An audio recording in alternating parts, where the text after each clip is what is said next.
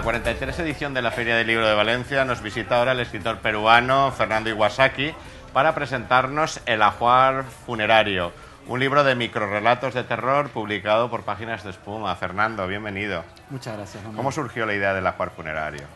Pues la verdad es que surgió porque cada vez que me invitaban a hacer una lectura a una universidad, a un instituto, a un ateneo, a una biblioteca, siempre me daba un poco de apuro pensar que iba a leer algo muy largo, infligirle a los lectores una lectura en alta voz de 10 páginas me parecía demasiado.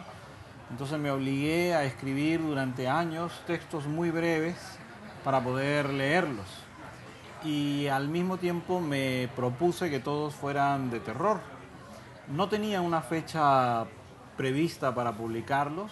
De hecho, en el año 98, en una antología de lengua de trapo que se tituló Líneas Aéreas, aparecieron los primeros 10 relatos de ajuar funerario, ya con ese título y ya con el mismo prólogo, lo que quiere decir que el libro estaba más o menos listo desde el año 97, 96.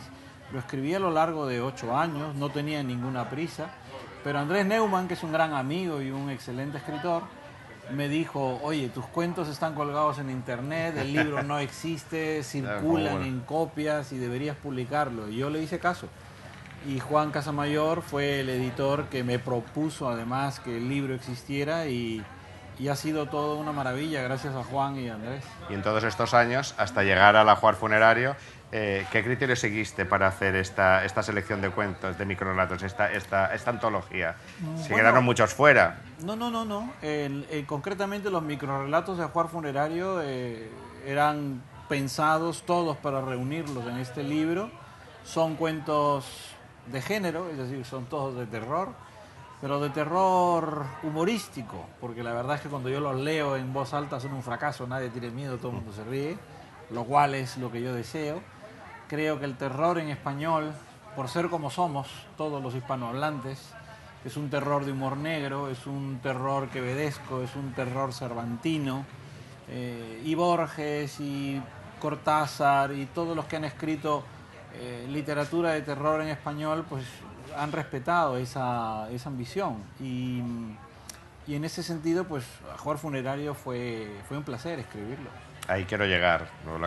Acabas de nombrar a Borges, acabas de nombrar Cortázar, los Crombois y Famas en cuanto a microrelato, Bioy Casares, Augusto Monterroso. Un argentino que se llamaba Marco de Nevi, Juan José Arreola, el mexicano. No, la tradición del microrrelato en Hispanoamérica al menos es muy larga y también en España ha existido. ¿Pero a qué es debido, crees tú? Bueno, lo que hay ahora es un auge, lo que hay ahora es una especie de gran interés, pero, insisto, siempre ha existido una escritura de textos brevísimos, pero no les habíamos dado la importancia que hoy se les da.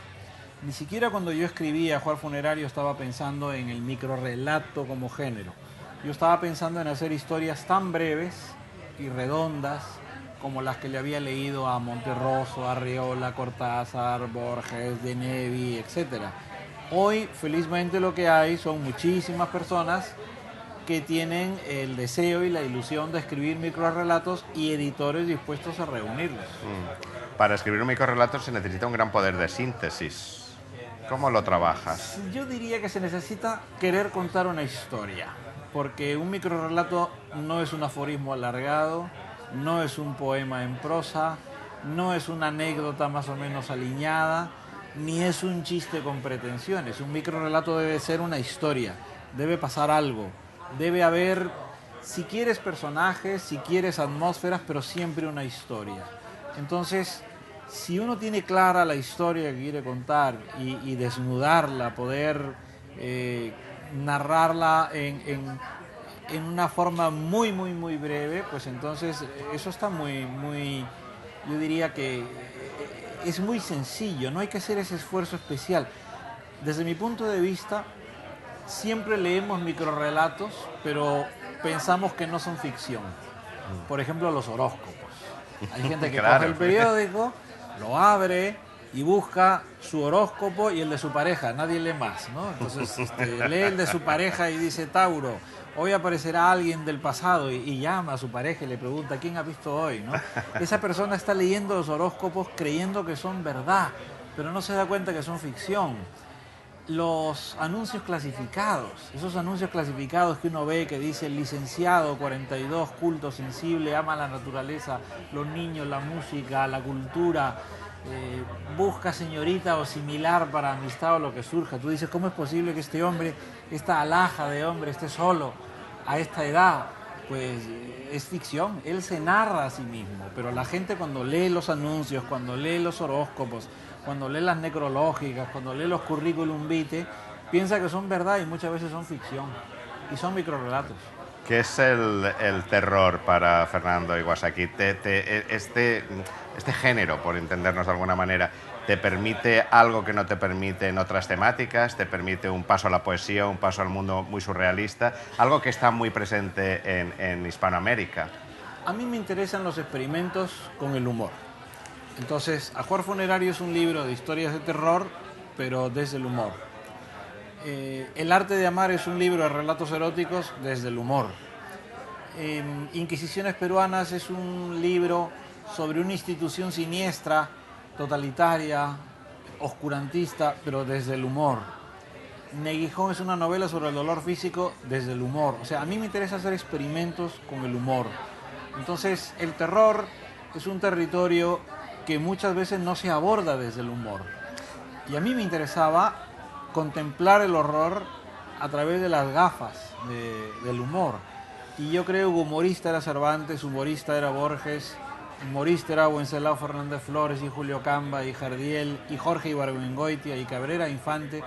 Y se puede escribir sobre cualquier cosa desde el humor y es un reto. Y entonces me interesaba el terror. Porque decía Pablo, es que los muertos no ríen. No, yo le tengo más miedo a los vivos. Los vivos hacen más daño, sin duda.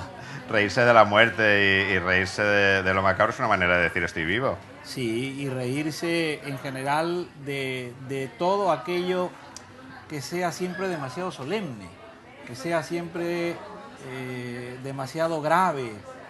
Creo que el humor es una de las formas de la rebeldía y de la revolución que nunca nos van a poder arrebatar. Y creo que eso es algo a lo que no debemos renunciar. Ese Alejandro de Macedonia, emperador con todo su poder, que le dice a Diógenes, soy Alejandro, pídeme lo que quieras, y le dice, no me tapes el sol. Yo creo que eso es lo que tiene que hacer un intelectual, lo que tiene que hacer un escritor, lo que tiene que hacer un artista, quitarle al poder todo su aparato y reducirlo a algo susceptible de ser embromado. ¿Hasta qué punto pesa el sustrato hispanoamericano, el sustrato peruano, el sustrato indigenista en tu obra? Bueno, debe tener un peso, me imagino también parecido al peso de lo japonés y al peso de lo español, que yo también lo reivindico. En América Latina muchas veces preferimos hablar de autores traducidos de otras lenguas que de los autores españoles, y creo que siempre se han leído más autores españoles en América Latina de lo que hemos estado dispuestos a reconocer. Como yo vivo aquí y los disfruto, no me privo de decirlo. Pero en mi circunstancia personal, pues claro, hay autores peruanos como Vargas Llosa, Ribeiro, Bryce. Algunos de estos autores peruanos son autores que hacen una literatura indigenista como Arguedas, como Ciro Alegría. Y luego hay autores latinoamericanos, he hablado todo el tiempo de Cabrera, de Borges, de Cortázar, de Ibargüengoitia. Y he mencionado varios autores españoles a lo largo de esta conversación, he hablado de Camba, de Jardiel, de Wenceslao Fernández Flores, agregaría Cunqueiro, agregaría Gómez de la Serna. Maxao, que también trabajó el microrrelato. Y mis contemporáneos, es decir, es muy fácil elogiar a los muertos, es muy fácil elogiar a los clásicos. Hay muchos autores españoles de mi edad, como Martínez de Pisón, como Cercas, como Almudena Grandes, como Belén Gopegui, que yo leo, que yo admiro, que yo quiero, y creo que uno tiene también que reivindicar al contemporáneo. ¿Qué hay en estos momentos en la mesa de trabajo de Fernando Iwasaki? Pues sobre todo hay textos de ensayo. A mí me parece tan importante el ensayo como la ficción. creo que todo lo que uno escribe debe escribirlo con una ambición de publicación. Entonces siempre tengo un proyecto de ficción en marcha que puede ser muy lento porque a veces no hay tiempo. Y a la vez tengo proyectos de ensayo, de artículos, de crónicas que son más fáciles de ir dándoles salida.